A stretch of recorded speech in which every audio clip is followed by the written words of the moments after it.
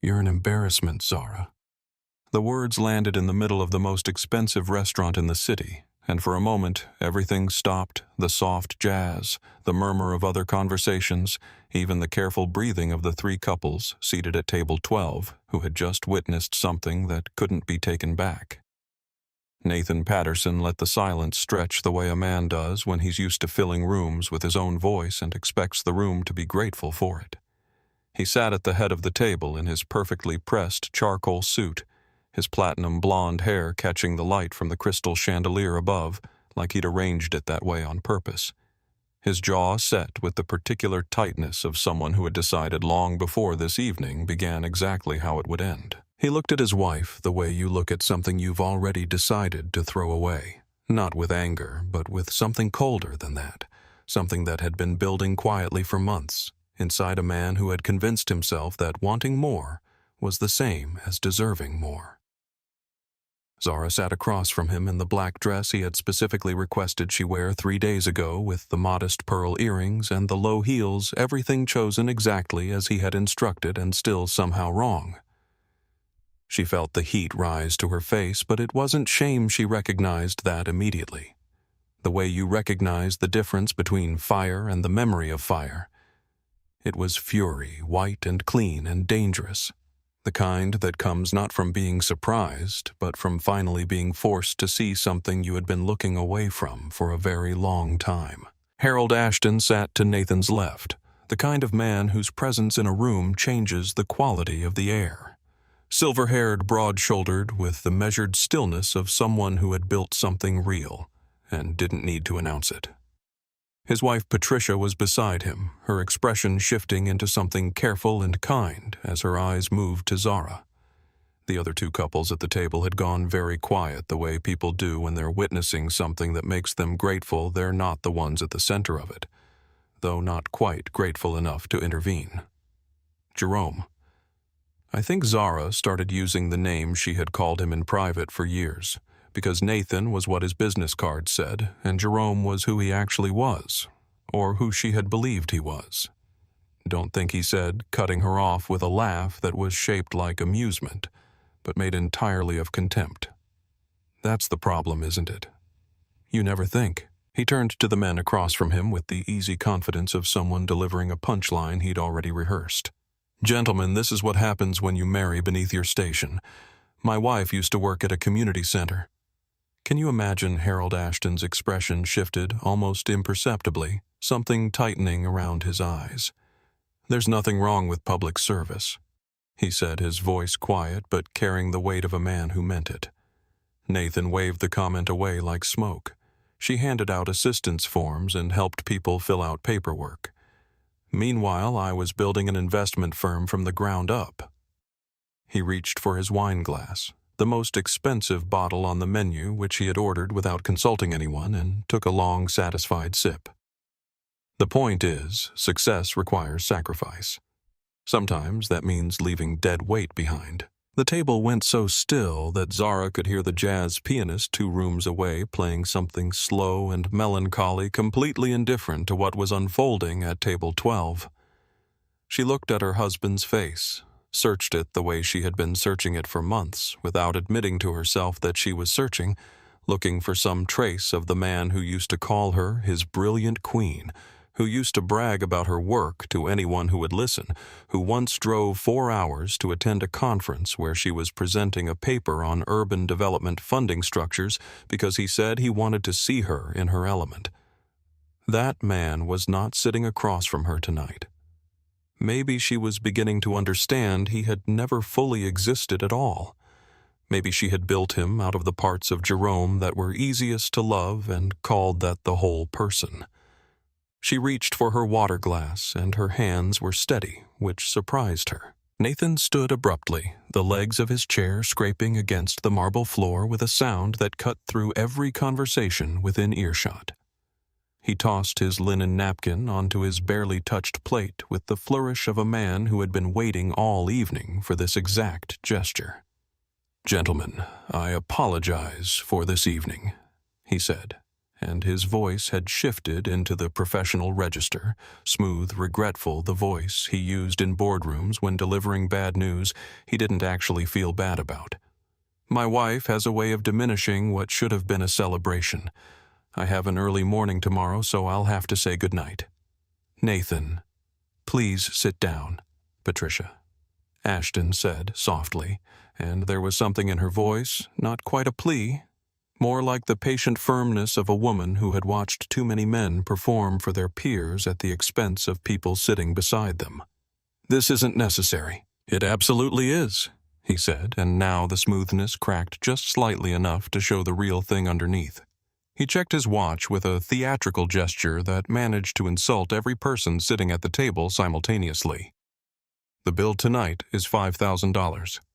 His eyes found Zara's and stayed there. I trust you can handle it. Consider it your contribution to my future. The words hit her like cold water poured slowly, deliberately over the back of her neck. $5,000. He knew exactly what was in her personal checking account because he had been monitoring it for months, framing it as helping her budget, which was the kind of thoughtfulness that looks like care until you understand what it actually is. You're leaving, she said, and it wasn't a question. I'm choosing my future over my past. He leaned down close enough that only she could hear him, his platinum hair near her face, his cologne suddenly suffocating. Don't embarrass me further by making a scene. He straightened, shook hands with the stunned businessman, Harold. Ashton hesitated before extending his hand, and Nathan either didn't notice or chose not to, and walked away from the table with the confident stride of a man who believes the story ends when he stops watching it. At the table beside them, a woman with silver hair, pulled back in a neat bun, sat very still, her phone clutched in hands that trembled slightly, not from age but from something that looked like recognition, the particular tremor of a person who has witnessed a kind of cruelty they've seen before and could not this time look away from. She pressed record. Patricia Ashton reached across the table immediately.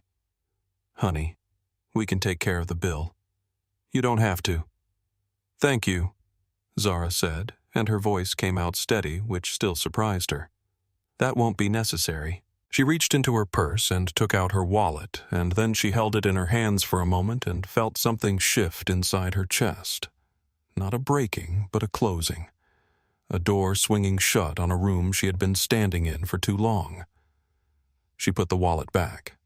Actually, she said, her voice carrying clearly across the table, and she was aware to several tables nearby, Nathan was right about one thing. This bill is his responsibility. He ordered the wine. He chose the tasting menu for everyone. He invited all of us here. She looked directly at Harold Ashton, who was watching her with an expression she couldn't quite name but would later recognize as respect. Mr. Ashton, when Nathan contacts you about your business arrangement, you might want to ask yourself what kind of man abandons his wife with a $5,000 dinner bill. She stood, smoothed her dress, picked up her clutch, and smiled. Not the careful, managed smile she had worn like armor at every one of Nathan's business functions for 8 years. But something new, something that came from a different place entirely. Ladies, gentlemen, enjoy your evening.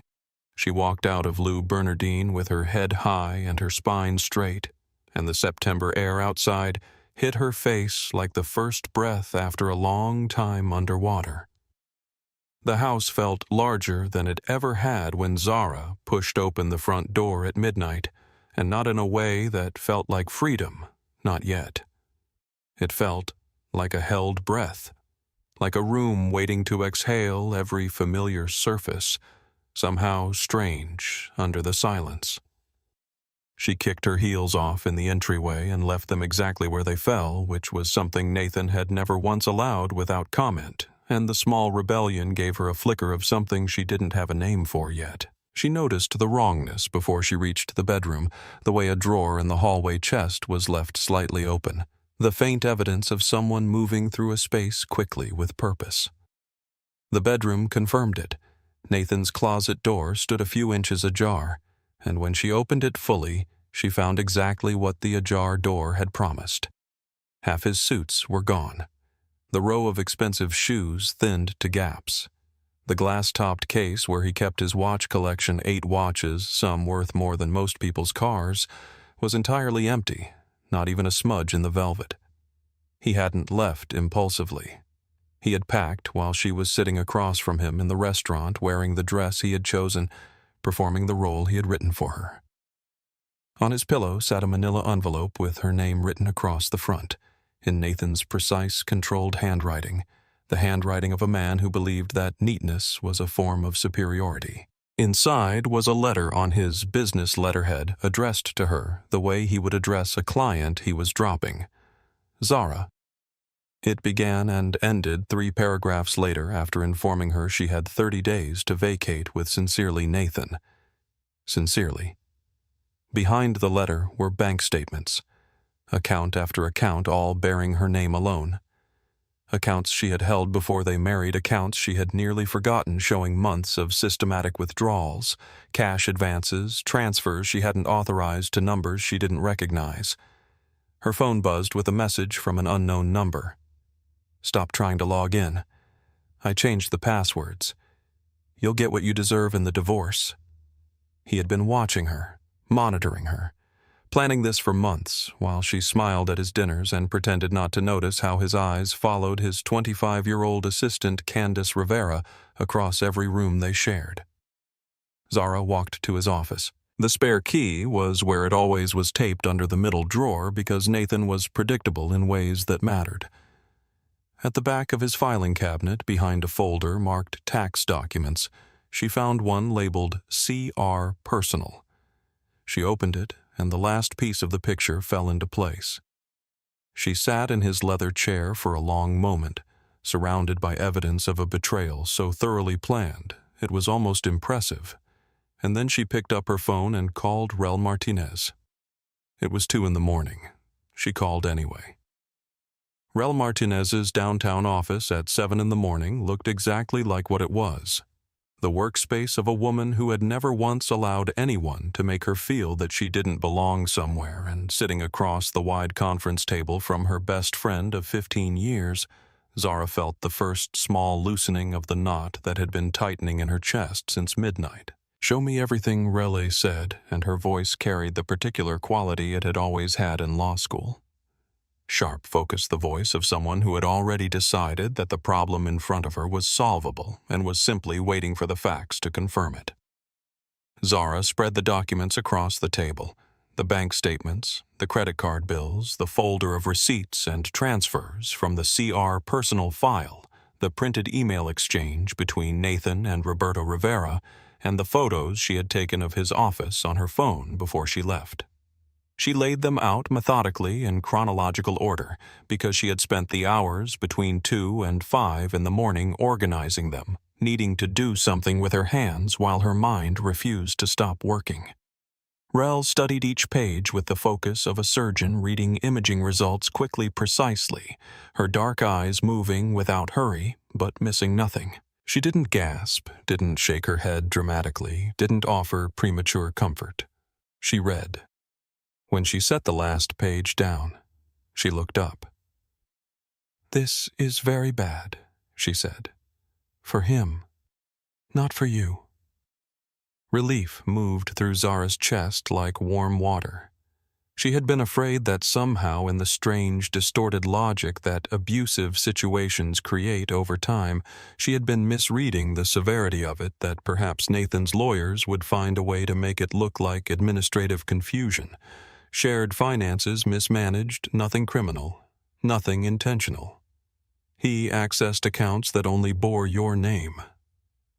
Rele continued her pen, already moving across a legal pad. "That's not a marital dispute. That's theft. And if those funds were diverted to finance an extramarital relationship," she let the sentence complete itself in the air between them. "Can I get it back?" Zara asked.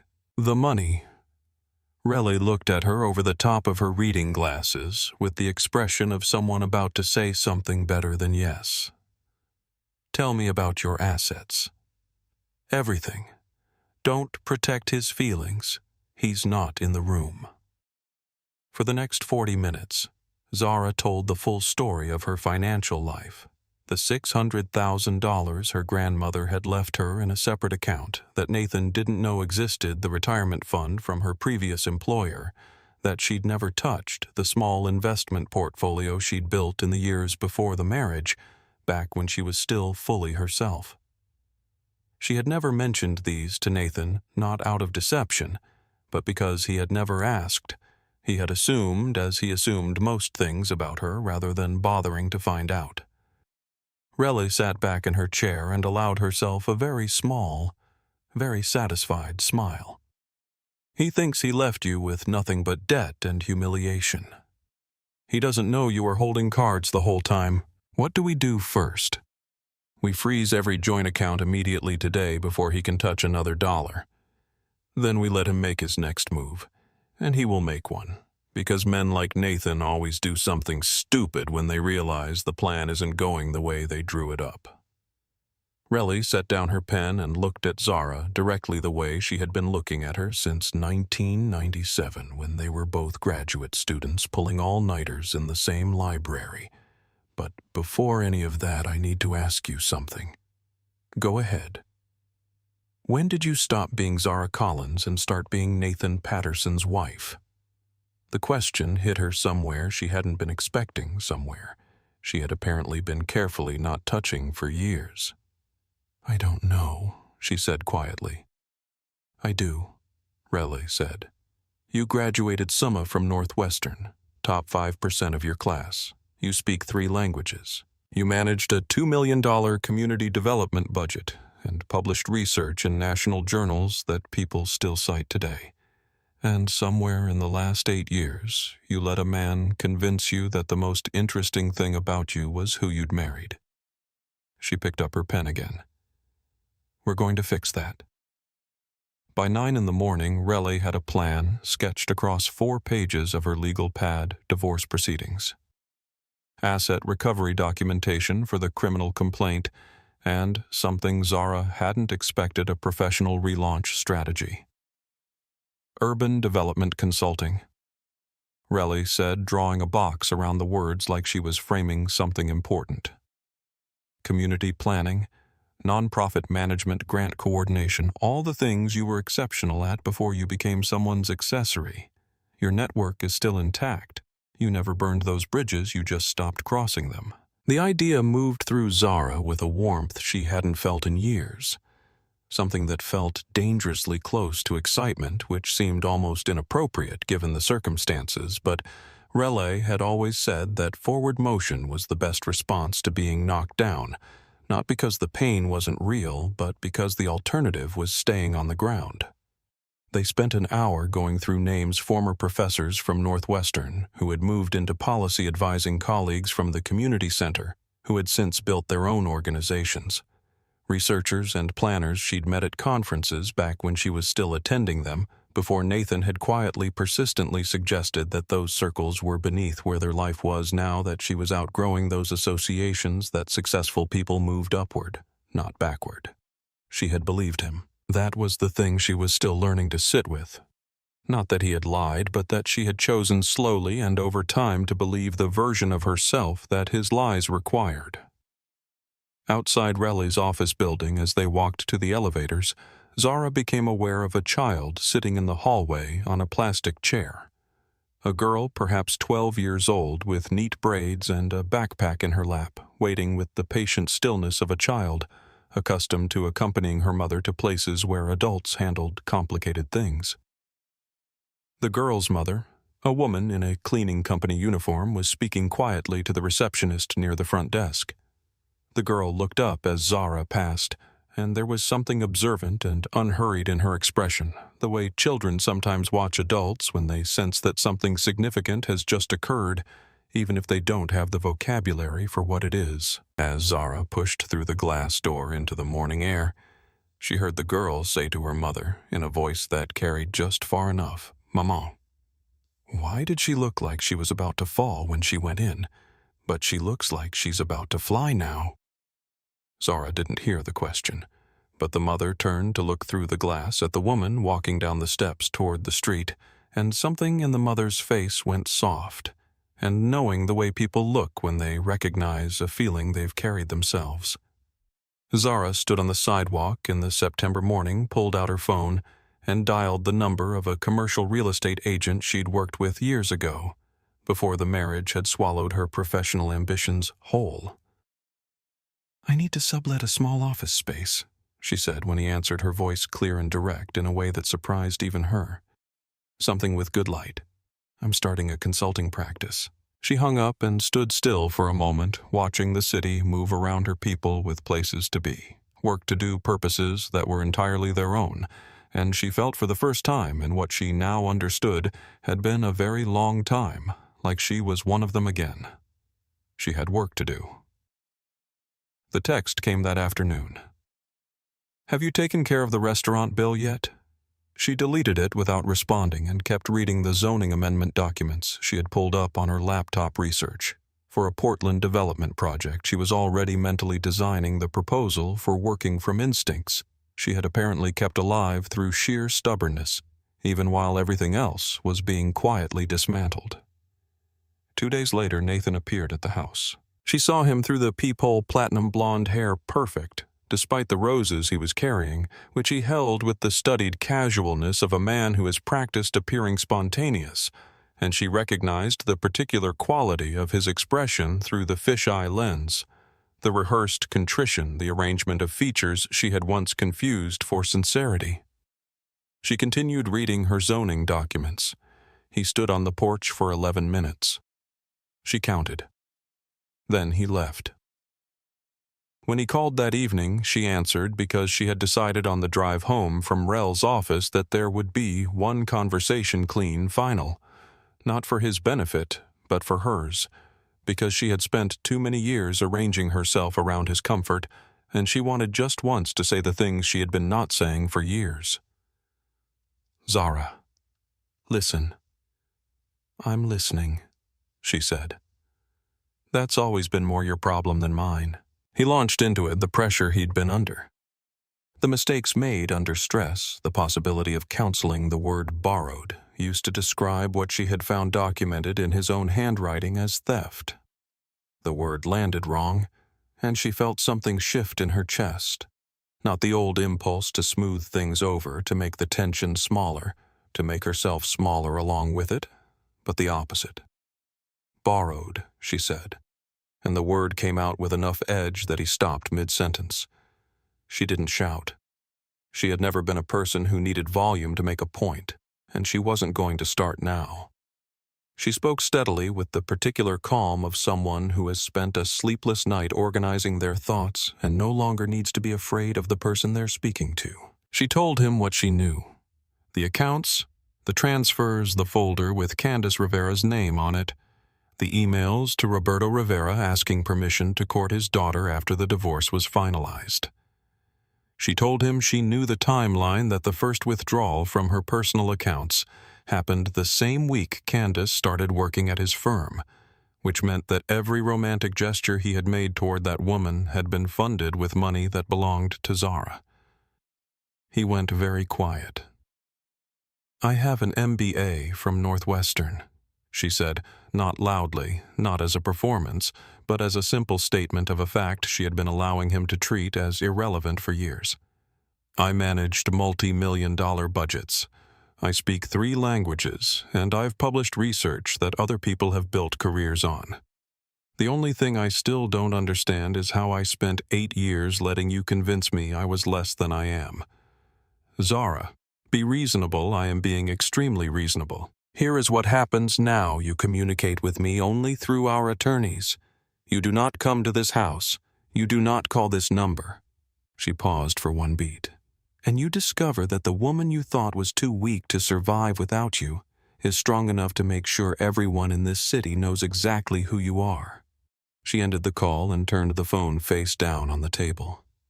Through the window, the September night was clear and cold and full of stars, and she sat with it for a long moment. The quiet, the space, the strange lightness of a life that was suddenly, terrifyingly, entirely her own. She had work to do. Relay called at 8:15 on a Tuesday morning 3 weeks after Lou Bernardine and Zara knew from the quality of the silence in the half-second before her friend spoke that something significant had happened. "Have you looked at social media today? I've been working since 6. Why?"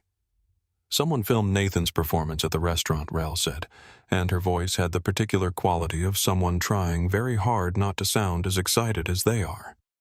"The whole thing. It's everywhere. The woman with the silver hair."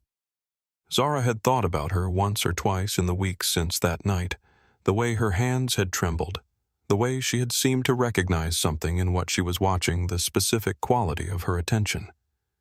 She had made a decision, that woman in a restaurant, where everyone else had looked away or looked down at their plates or pretended to be very interested in their wine.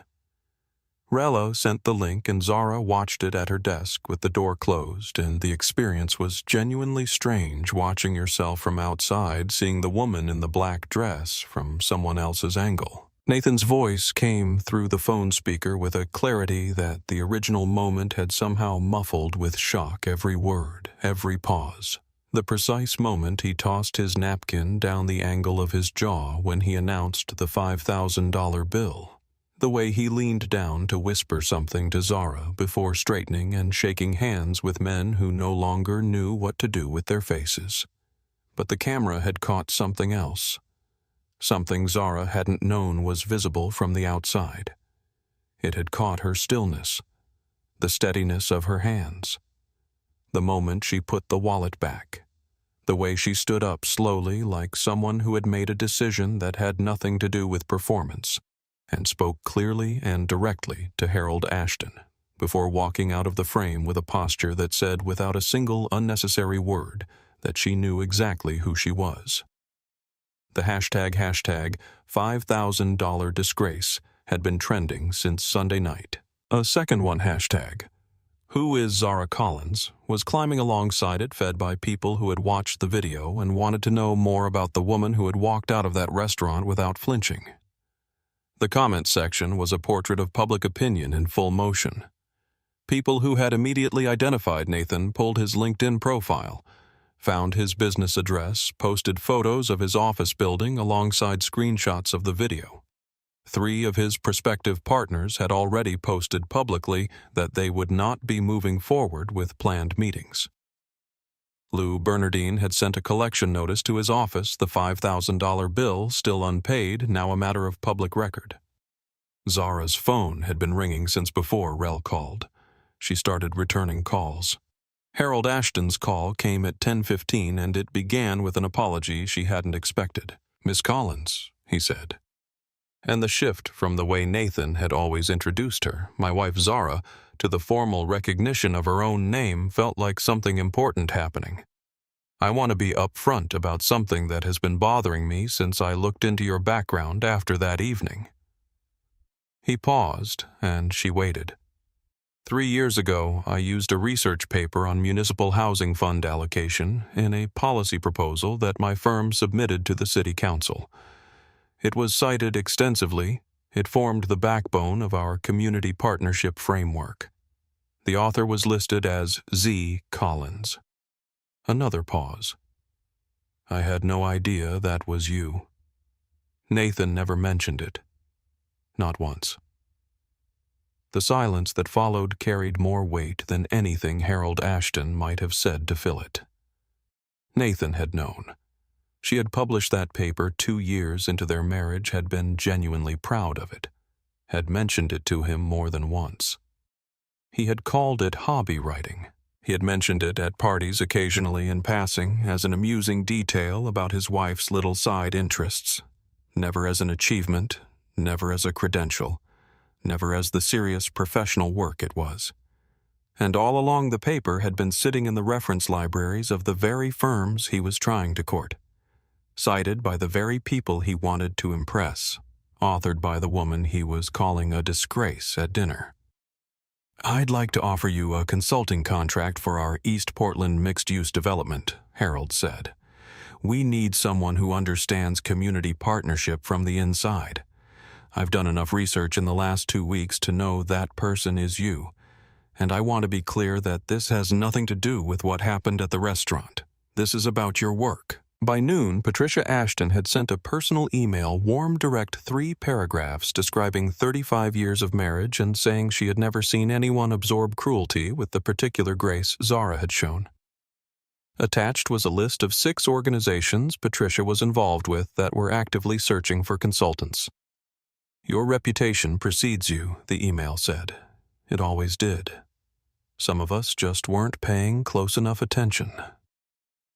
Candace Rivera sent 2 messages, both asking to talk, both explaining that she hadn't known the full truth of the situation. Zara read them with something approaching sympathy, a 25-year-old who had believed a charming man's account of his own life, which was a mistake that was not exactly original, and replied with 2 sentences, "I'm building my own life. What happens between you and Nathan is no longer something I carry." Then she blocked the number and returned to work. By 3 in the afternoon, she had booked 3 client meetings for the following week, received an invitation to speak at a regional women in business conference, and received a call from a television producer asking if she'd be willing to discuss her experience on camera. She declined the television interview.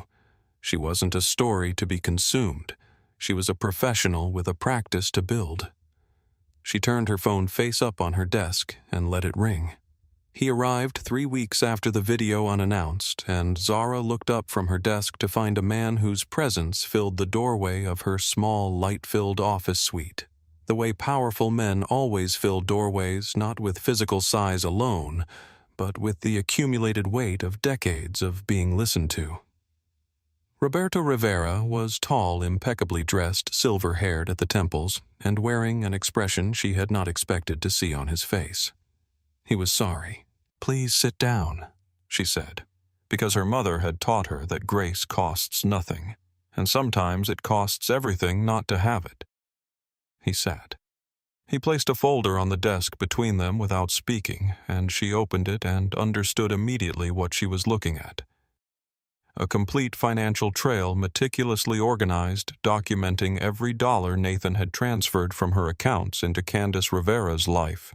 12 months of rent on an apartment Zara had never heard of, jewelry receipts, restaurant bills, weekend trips to 3 different cities, a bracelet that cost more than Zara's first car. "Candace brought this to me," Roberto said. She discovered the truth about how those funds were sourced after the video became public and Nathan's business began falling apart. "She came home and put everything on my kitchen table and could not stop apologizing." He paused. "She ended the relationship immediately. I want you to know that." "You didn't have to bring this to me," Zara said. "I did," he said simply. "I entertained Nathan Patterson as a serious suitor for my daughter. I asked about his financial stability. I accepted his account of his marriage as temporary, a situation in transition, without doing the basic due diligence I apply to every business relationship I enter. That was a failure on my part, and it contributed to what was done to you." He looked at her steadily. "I also wanted you to know that I have had several conversations with colleagues in this city's investment community over the past 2 weeks." "What kind of conversations?" "The kind that a man who controls significant capital has when he wants to ensure that people he trusts know who they are actually doing business with." The slight hardness in his voice when he said the last part left no ambiguity about who he meant. After he left, Rel called with the next piece of the picture. Nathan's business partner had filed a motion to dissolve their joint entity, citing reputational damage and the loss of 3 major clients in a single month. The downtown office lease co-signed by that partner had reverted to Nathan's sole responsibility, a lease he could not afford. Zara pulled up Nathan's business website on her computer. It looked the same as it always had: professional photos, polished bio testimonials from satisfied clients, except for a small disclaimer added to the footer: Jerome Patterson is currently operating as a sole proprietor. Previous case studies may reflect work completed in partnership with other professionals. He'd already been edged out. The empire he had built on the premise of his own exceptionalism was collapsing from its own foundation, and she hadn't had to touch a single brick. She closed the laptop and looked out the window at the city below, the afternoon light moving across the buildings in long gold stripes, and she breathed in through her nose and out through her mouth and felt something that she had been waiting years to feel again, the specific, irreplaceable sensation of taking up exactly the amount of space you are entitled to. She had work to do. He came on a Friday evening 6 weeks after Lou Bernardine, when the building had already emptied out and Zara was alone at her desk with a contract review and a glass of water that had gone warm, and when she looked up and saw him standing in her office doorway, her first thought was not anger and not fear, but something closer to recognition. The recognition of a moment she had known was coming and had been, without realizing it, preparing for. Nathan Patterson looked like a different version of himself, constructed from the same materials but assembled under different conditions. His platinum blonde hair was still there but had lost its precision, the careful styling gone soft and slightly disheveled in a way that would have been imperceptible to most people, but was immediately visible to a woman who had watched him spend 40 minutes in front of a mirror before every significant meeting for 8 years. The suit was the same suit he'd worn to the last quarterly review dinner. She recognized the faint blue stripe in the charcoal, but it had been living in a closet without proper care, and it showed. The circles under his eyes were deep and genuine, not the cosmetic fatigue of a man who works too hard, but the hollowed look of someone who has been unable to sleep because the thoughts come too fast at night. "Hello, Zara." She didn't invite him in. She didn't reach for her phone. She looked at him and waited. "I want to come home," he said. The words sat in the air between them, and she studied them the way she had learned to study everything in the weeks since Lou Bernardine, not for what they sounded like, but for what they actually meant. "You want to come home?" she repeated slowly, as though trying the words in her mouth to test their flavor. "I made a terrible mistake," he said, stepping into the office without being invited, which the old Nathan would never have done, and which told her more about his current state than anything else he might say. "The biggest mistake of my life. I threw away the best thing I had, and I know that now, and I need you to know that I know it." She let him keep going.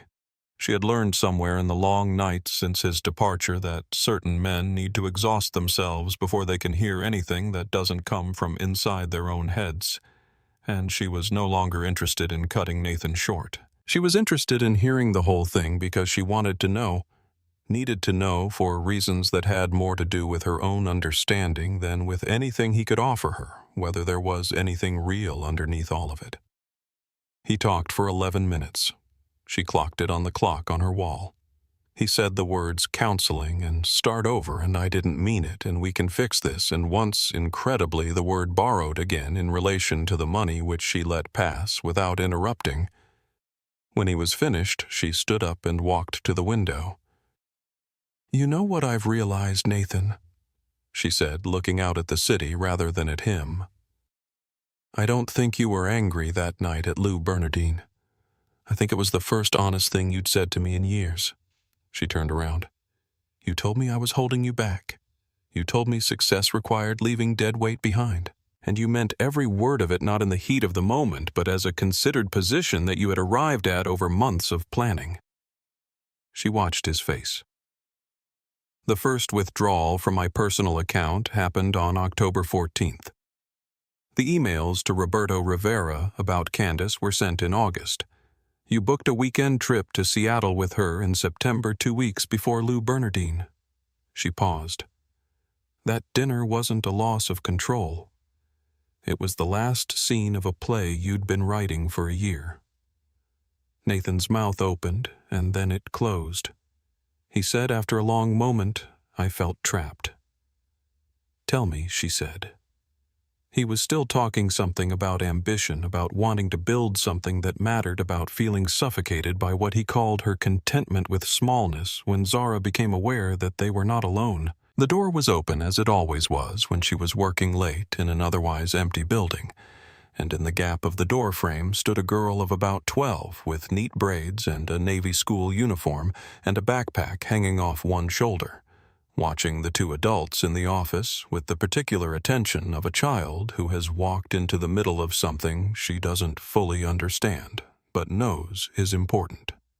Her mother appeared behind her a moment later, a woman in a building cleaning uniform who had clearly come to collect her daughter from the lobby where the girl had been waiting and had followed the sound of voices to the wrong floor at the wrong moment. The mother put a hand on the girl's shoulder, ready to steer her away, but the girl had already seen what she needed to see. In a whisper that was just barely, not a whisper the kind that children produce when they forget to account for acoustics, she said to her mother, "Mama, why does that man keep asking for something that he's the one who threw away?" The question dropped into the room like a stone into still water. Nathan stopped mid-sentence. The silence that followed was the most complete silence Zara had experienced since the night she stood in Nathan's empty closet and understood what had been done to her. And in that silence, she looked at the girl in the doorway, 12 years old, backpack on her shoulder. No investment in the outcome of this conversation, no reason to be diplomatic about what she could plainly see and felt. Something moved through her chest that she would later struggle to name, but that was closest to gratitude. The girl's name Zara would later learn was Sophia. Nathan had no answer for the question. He opened his mouth, looked at Sophia, looked back at Zara, and found that the architecture of his argument, built so carefully on the language of mistakes and reconciliation and starting over, had simply collapsed in the face of 12 words from a child who hadn't been asked. Zara crossed the office and opened the door fully. She smiled at Sophia's mother, the warm, direct smile of one woman acknowledging another, and gestured them both inside. "Come in, please, and sit in the reception area. I'll just be a moment." Then she turned to the desk and pressed the security desk line. "This is Zara Collins on the 4th floor. I have a visitor who was just leaving." Nathan looked at her one last time, the expression on his face cycling rapidly through something that might have been appeal or anger or the first real acknowledgement that this was genuinely finally over. And then the security guard appeared in the doorway and Nathan Patterson walked out of Zara Collins's office without another word. Sophia, from her seat in the reception area, watched him go with the frank, uncomplicated assessment of someone who had already made up her mind. After the security guard had gone and Nathan's footsteps had faded down the hallway toward the elevator, the office returned to its quiet, the ambient hum of the building, the faint sound of the city below, the warm circle of light from Zara's desk lamp, and Sophia sat in one of the reception chairs with her backpack in her lap, while her mother spoke softly to the building manager on the phone in the corridor. Zara came and sat in the chair across from her, not at the desk, not in a position of authority, but at the same level, because the girl had just done something quietly extraordinary and deserved to be met where she was. "How long were you standing there?" Zara asked. "Long enough," Sophia said with the direct simplicity of someone who has learned that the truth is almost always the more interesting answer. Zara almost laughed. "Your question, the one you asked your mother? He heard it, you know." Sophia considered this without embarrassment. "Good," she said. They sat together for a moment, the woman and the girl, and Zara thought about what she had said to Nathan before Sophia's question had changed everything. The words she had chosen, the tone she had found, the feeling of finally saying the things she had been not saying for years. She thought about the way his face had looked when she had laid out the timeline of his planning. Not shocked exactly, but caught the particular expression of a person who has been operating under the assumption that they were the only one paying attention. She had told him the truth not to wound him, but because the truth was what she had the clearest, most permanent thing available to her, and she was done trading it away for the sake of managing someone else's comfort. What she had said to him before the security guard arrived had not been an ultimatum or a speech or a final dramatic gesture. It had been quieter than that and more lasting. She had told him that she was not going to continue allowing the worst thing that had happened to her to be the most important thing about her. that she was building a business with her own skills and her own name and her own money, and no part of that future would require his participation or his permission. That the version of herself she had been for the last 8 years, smaller, quieter, carefully arranged around his ego, had not been the real version, and she was finished grieving it. And she had said one last thing, looking at him steadily. "You taught me how strong I was by treating me like I was nothing. I don't forgive you for it, but I'm grateful for what I learned." Now, in the quiet of the empty office, Sophia looked at her with the directness that children have before the world teaches them to soften their attention. "Are you sad?" the girl asked. Zara thought about it honestly, the way the question deserved. "Yes," she said, "but not because he left. I'm sad because I waited so long before I remembered who I actually was." She paused. "Does that make sense?" Sophia nodded slowly, the kind of nod that means yes, and I'm filing this away for later. "What do you do now?" Sophia asked. Zara looked around her office, the business cards on the desk, the zoning documents, the Harold Ashton contract folder, the framed photo of herself at a community development conference that she had taken down from her old study after Nathan moved out and hung here instead in this new space as the first deliberate act of reclaiming something. The windows were dark now, the city glittering below in long rows of lights, and there was so much work left to do, so much space ahead that was entirely hers to fill. She smiled, the real one, the one that came from somewhere deep rather than somewhere practiced. "Now I work," she said. Sophia's mother appeared in the doorway, apologetic, and Sophia stood up and swung her backpack onto her shoulder with the easy physicality of children who have not yet learned to carry their bodies with self-consciousness. She paused at the door. "My maman says that the worst thing that can happen to someone is to forget they're worth something," she said. "She says it happens to smart people all the time." Zara looked at the mother in the doorway, a woman in a cleaning uniform at the end of a long shift with tired eyes and a straight spine, and a 12-year-old daughter who spoke like she did and understood that Sophia had not invented that wisdom on her own. "Your mother is right," Zara said. "Tell her I said so." After they left, Zara sat at her desk for a long time without opening any of the folders or answering any of the emails or returning any of the calls that had accumulated through the evening. She just sat in the quiet and the lamplight and let herself be exactly where she was, not looking backward, not yet fully forward, just present in the middle of a life that was for the first time in years entirely and unconditionally her own. Then she opened the Portland zoning document, uncapped her pen, and got back to work. If this story is resonating with you, please subscribe to our channel and leave a comment. We read every single one.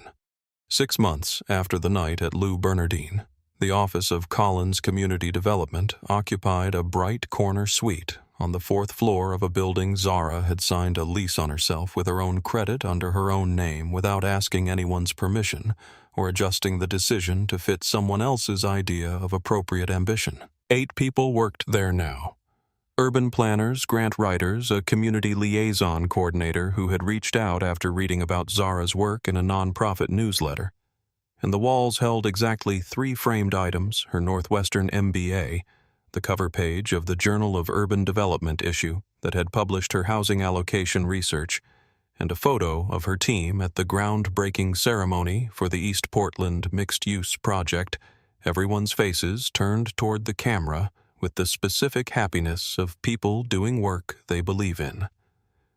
The Ashton project had been the first and, in many ways, the most important, not because of the contract value, but because it had been the proof of concept, the demonstration that what she had to offer was real and substantial and entirely independent of anything Nathan Patterson had ever done or said or been. Harold Ashton had told her at the project conclusion meeting that her community partnership framework had solved a problem his firm had been circling for 2 years and that he had already passed her name to 3 colleagues in Portland's development community.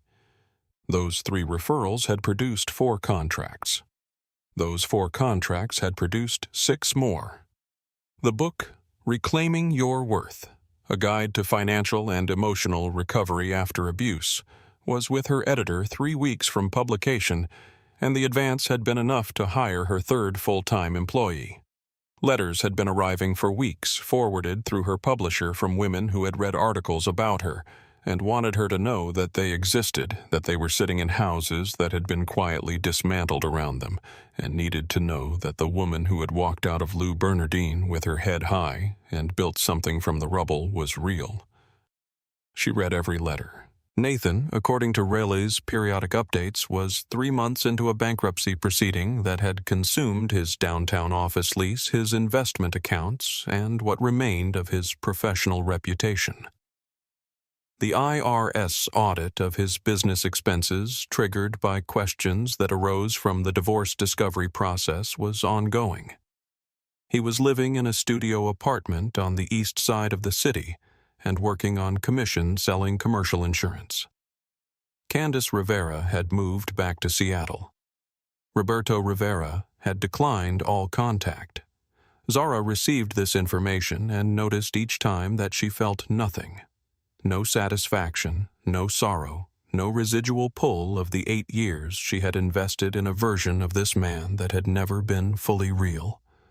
The absence of feeling was not numbness. It was something cleaner than that, the emotional equivalent of a room after it has been emptied and scrubbed and is now simply waiting to be used for something new. She had stopped following his story. She was too busy writing her own. Patricia Ashton had made the introduction in a characteristically direct email. There is a doctor doing important work with underserved communities who has been trying to navigate federal grant requirements with no success for 18 months. His name is James Okafor. He needs exactly the expertise you have. I've taken the liberty of giving him your number. The call from Dr. Okafor came 2 days later, unhurried, focused, with the particular quality of someone who is genuinely interested in solving a problem and genuinely unconcerned with performing the interest. He ran a free community health clinic in a part of the city that had been systematically underserved by the healthcare infrastructure for decades, and he wanted to expand their mental health services to meet a demand that was overwhelming their current capacity, and the federal funding structures that could make that possible were, in his words, a labyrinth designed by people who have never actually needed to find their way through one. They met at a coffee shop downtown on a Wednesday afternoon, and Zara arrived a few minutes early and watched him walk in, a tall man in his early 40s with reading glasses pushed up on his forehead and a paper folder under his arm, who spotted her immediately, smiled, and waited for her to stand before extending his hand. A small thing, an almost imperceptible thing, but Zara had been paying a different kind of attention to small things since Lou Bernardine, and she noticed. They talked for 90 minutes about grant structures, about community health needs, about the specific bureaucratic obstacles standing between his clinic and the funding it required. It was the kind of conversation Zara had spent years missing, without fully naming what she was missing, professional substantive between two people who respected each other's knowledge, where no one was performing and no one was managing an audience of imaginary observers. When Nathan appeared in the doorway of the coffee shop 40 minutes into the meeting, she saw him before he saw her, and her first feeling, which she noted and set aside, was not fear or dread, but a flat, tired irritation at the interruption. He looked worse than he had at her office. The platinum blonde hair had gone several shades lighter from lack of attention, and the jacket he wore was the kind of thing a man buys when the wardrobes of his former life have been sold or stored. He scanned the room, found her, and came directly to the table with the focused gait of a man who has decided something on his way through the door. "Zara," he said, "I need to talk to you. I'm in a meeting, Nathan. This is important. About the bankruptcy proceedings. That's between your attorney and mine." She kept her voice level and her attention deliberately on James, who was watching the exchange with a calm that she found in that moment genuinely steadying. Nathan looked at James with the assessing expression of a man who has spent years categorizing other men by their apparent status. "Who is this?" "That isn't your business." He pulled out the empty chair at their table. James stood up not aggressively, not performatively, but with the easy certainty of someone who has decided that a situation requires action and is simply acting. "I think you should leave," James said. Quiet, direct, final. Nathan didn't leave. He looked at Zara and began a version of the same conversation she had heard 3 times, now the language of victimhood that had replaced the language of contempt, the claim that she was the agent of his destruction, rather than the consequence of his own choices. The coffee shop had gone quiet in the specific way that spaces go quiet when something is happening that everyone has decided not to officially notice while noticing completely. Zara stood up. She spoke clearly and without drama because she was done with drama, because drama had always required an audience whose opinion she cared about, and she no longer cared about any audience that included Nathan Patterson. She said the things that were true, that she had documented a theft, filed a legal case, and built a business, and that none of those actions were revenge. They were simply facts. And when she was finished, the manager of the coffee shop appeared at Nathan's elbow, and the matter resolved itself. Nathan left. The coffee shop returned to its normal register of conversation. James sat back down. "I'm sorry you had to see that," Zara said. "You handled it with more patience than it deserved," he said, and picked up his notes exactly where they had left off. The formal offer came 3 weeks later in a document from the clinic's board of directors, 4 pages professionally prepared outlining the position of Director of Community Partnerships, a full-time role overseeing grant applications, community organization relationships, and the clinic's expansion strategy, with an equity stake in the organization and a seat on the board. Zara read it 3 times at her desk with the door closed. James had called ahead to explain the context, that the offer had been the board's idea, that he had recused himself from the discussion and the vote because of the obvious conflict of interest that the decision had been made on professional merits by people who had reviewed her track record independently and concluded that she was the right person for the work. He said this clearly and without apology, the way honest people state honest things, and she appreciated the clarity of it. She also appreciated what he said next. "I want to be straightforward with you about something. I would very much like to continue knowing you on a personal level. But this offer is entirely separate from that. If you take the position and nothing else ever develops between us, that would be a completely acceptable outcome. If you decline the position, I'll still want to buy you coffee sometimes and talk about grant structures. I just think you should have all the information." She almost laughed. "Most people don't lead with all the information. Most people waste a lot of time as a result," he said.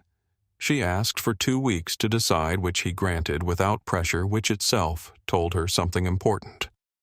She spent those 2 weeks doing what she had learned in the course of rebuilding her life was the only reliable method for making a decision.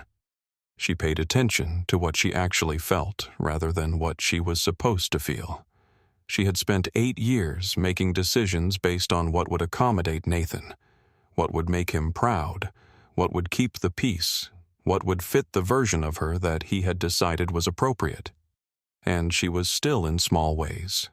She was actively working to unlearn, inclined to check her own instincts against an imaginary approval she no longer needed from anyone. What she actually felt paying careful attention was this: she wanted the work. She had always wanted this kind of work. The intersection of healthcare access and community development.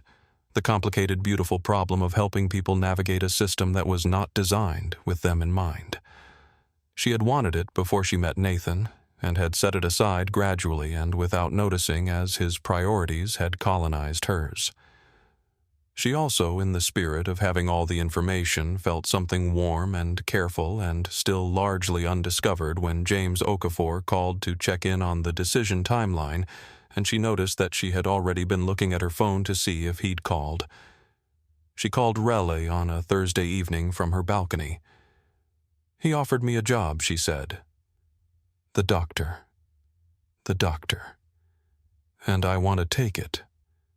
I think I want to take it for every right reason and no wrong ones, and I have no idea how to be certain of that." Raleigh was quiet for a moment. You know what the difference is between this and 8 years ago.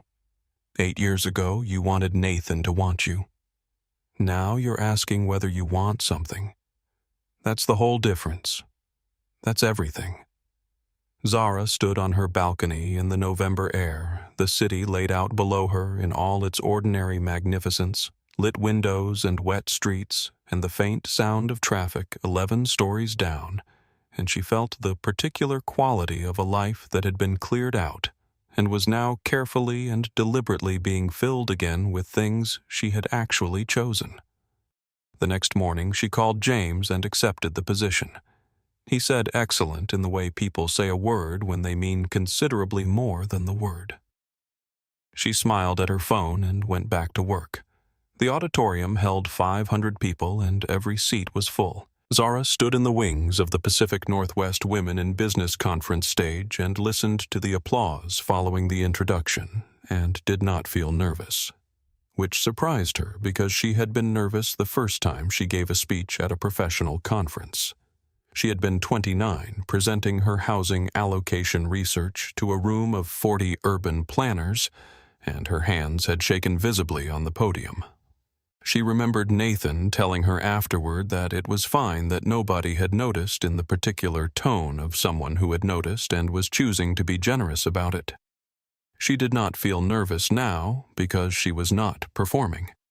She was just going to talk about what had happened and what she had learned from it, and she had been doing that for long enough that the words came from somewhere below performance, somewhere solid. She walked out onto the stage, adjusted the microphone, and looked out at 500 faces, women of various ages and backgrounds and industries, some of whom had come specifically because of the book, some of whom would not have known her name 8 months ago.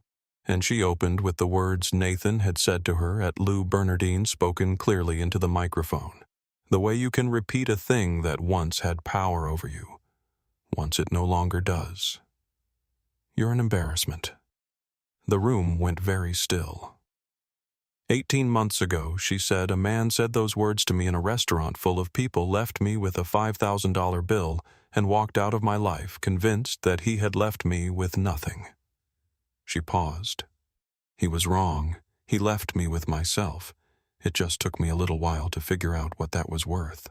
In the front row, Raleigh was making the face she made when she was proud of someone and trying to maintain professional composure and failing at both simultaneously. Beside her sat Patricia Ashton, who had attended every public event Zara had spoken at since the conference invitation arrived not out of guilt, but out of genuine regard. Beside Patricia sat Sophia's mother, whose name was Claudette, who had become in the strange non-linear way that life occasionally produces someone Zara had lunch with once a month, and who had started taking evening courses in community health administration.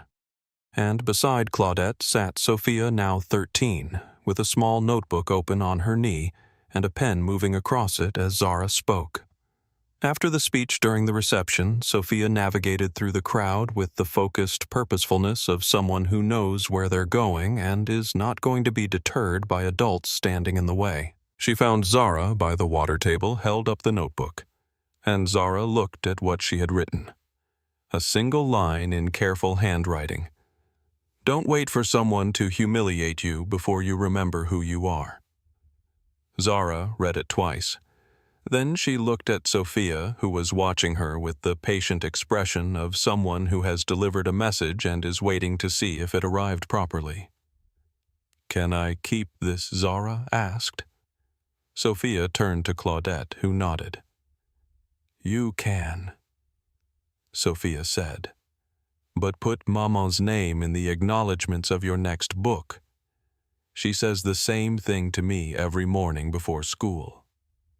Zara looked at Claudette, a woman who had been cleaning other people's office buildings at 2 a.m. for a decade, raising a daughter who wrote lines like that in her notebook and gave them away freely to strangers who needed them, and felt something move through her chest that had no precise name, but was in the family of gratitude and in the family of love. "Your mother's name will be in the acknowledgments," she said, "and yours." Sophia considered this, then nodded, satisfied, settled, already moving on to the next thing with the clean confidence of someone who has learned from the woman beside her that she doesn't need to make herself smaller to make room for other people's surprise at how much space she deserves to take up.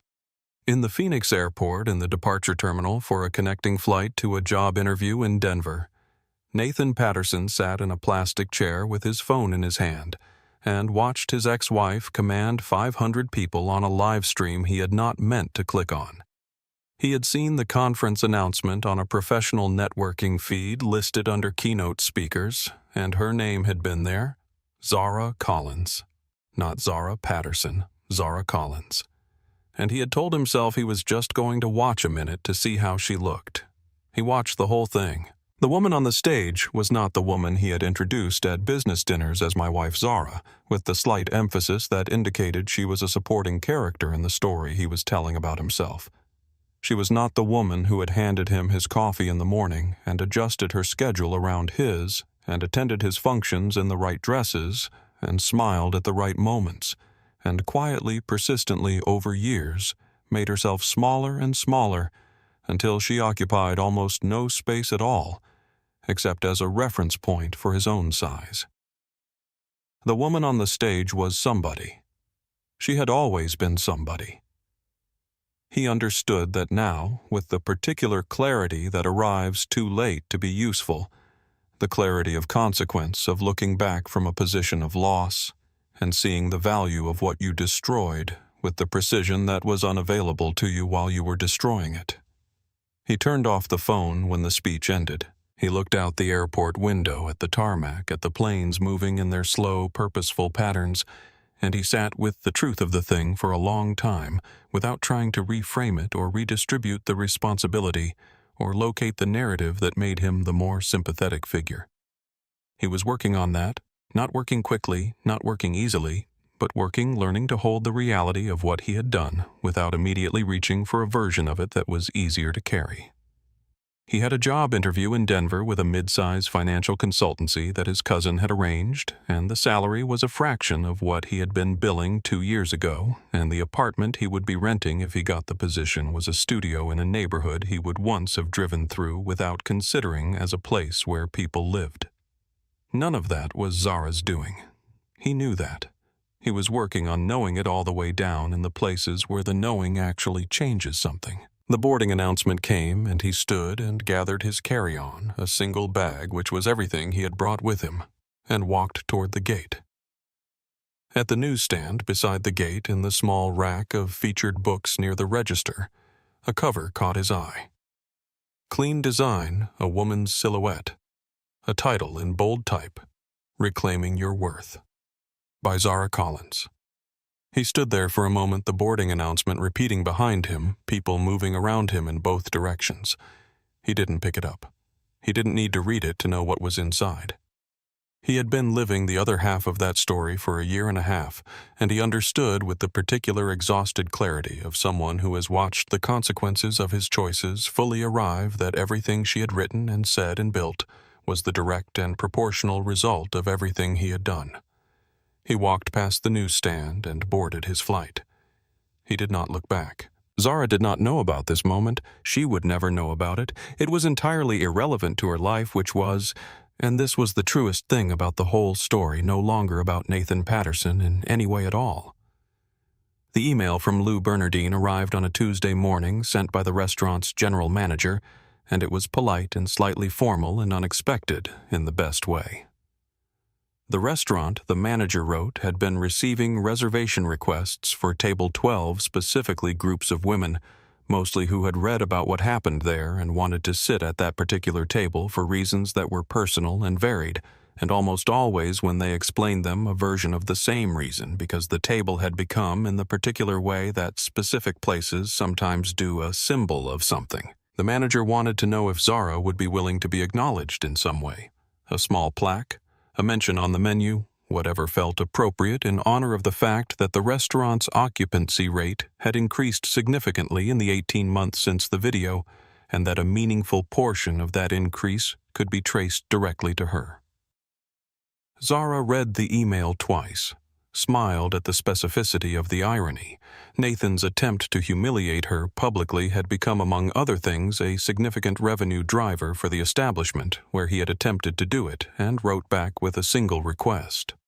She asked that Table 12 generate a monthly contribution to a scholarship fund she was establishing for women pursuing graduate degrees in urban planning and community development in an amount to be agreed upon between the restaurant and the fund's administrators.